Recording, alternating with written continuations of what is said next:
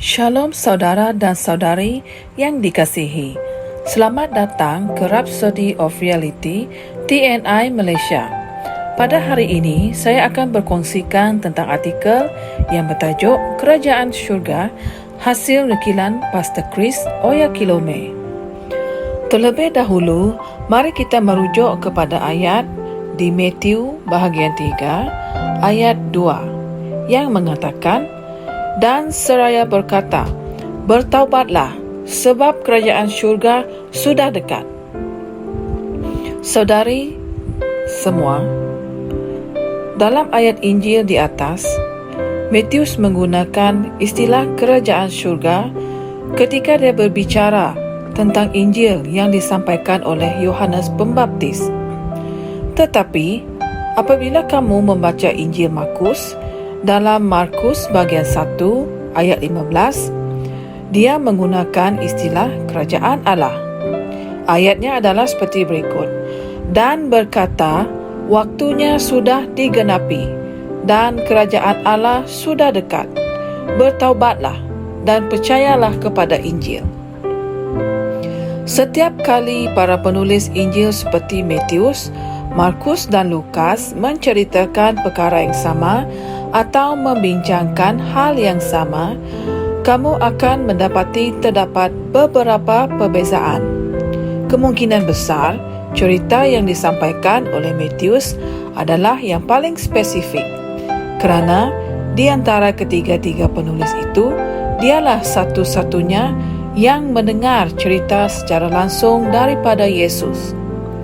Satu contoh yang baik adalah ketika dia menggunakan ungkapan kerajaan syurga dan ketika dia menggunakan ungkapan kerajaan Allah. Kamu mungkin bertanya, ada perbezaan ke di antara kedua-dua istilah itu?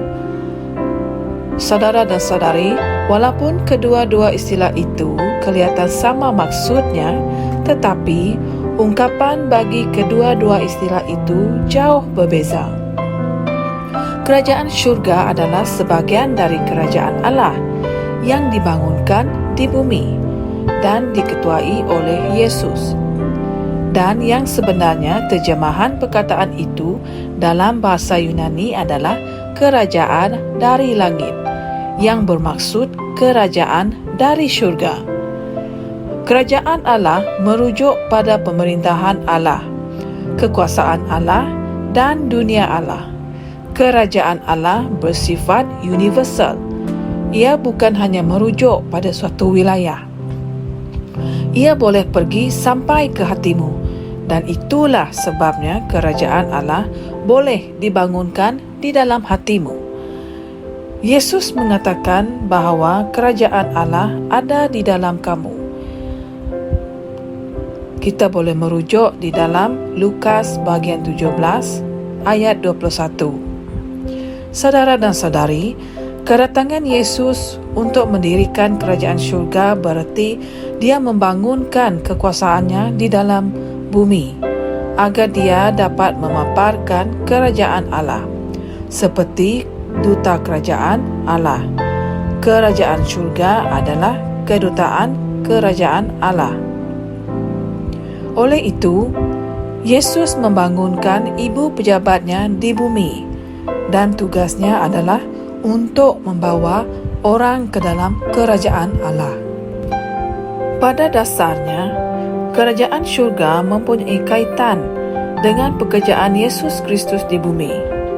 Ia sebenarnya adalah cawangan kerajaan Allah di bumi yang diketuai oleh Yesus Kristus. Kerajaan syurga adalah gereja dan kita adalah sebahagian daripadanya. Haleluya. Baiklah, mari kita sama-sama berdoa. Ya Bapa, betapa hebatnya kehidupan yang telah Engkau bawakan kepada kami.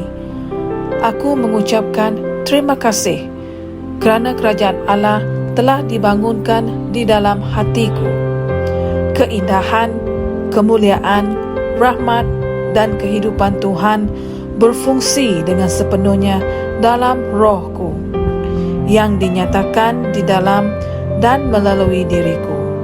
Aku lebih bertekad dari sebelum ini untuk memberitahu seluruh dunia tentang berita yang menggembirakan ini. Kerajaan Allah ada di sini, di dalam Kristus, dan sekarang ia berfungsi di dalam hatiku. Terpujilah Tuhan. Baiklah, untuk renungan tambahan, saudara dan saudari boleh merujuk di Yohanes bahagian 3 ayat 3 dan juga Yohanes bahagian 3 ayat ke-5. Sampai kita bertemu lagi di masa akan datang. Terima kasih kerana sudi mendengarkan renungan pada hari ini. Tuhan memberkati. Kami percaya saudara-saudari semua telah diberkati dengan perkongsian firman dari Rhapsody Reality. Bagi sesiapa yang ingin menjadikan Yesus Kristus sebagai Tuhan dalam kehidupanmu, kamu boleh mengucapkan doa ini bersama dengan saya. Ya Tuhan Allah, aku mempercayai Yesus Kristus, Anak Allah yang hidup dengan sepenuh hatiku. Aku percaya Dia telah mati untukku dan Allah telah membangkitkan Dia dari kematian. Aku percaya Dia hidup hari ini. Aku mengaku dengan mulutku bahawa Yesus Kristus adalah Tuhan dalam hidupku mulai dari hari ini. Melalui Dia dan di dalam nama-Nya, aku mempunyai kehidupan yang kekal. Aku telah dilahirkan semula. Terima kasih Allah kerana menyelamatkan jiwaku. Aku sekarang adalah anak Allah. Haleluya. Tahniah. Sekarang kamu telah menjadi anak Allah. Untuk apa-apa sebarang pertanyaan atau untuk mendapatkan lebih banyak maklumat mengenai bagaimana untuk bertumbuh sebagai seorang Kristian, anda semua boleh hantar mesej di akaun Facebook kami atau email kami di tni.msia@gmail.com. Sekali lagi, tni.msia@gmail.com.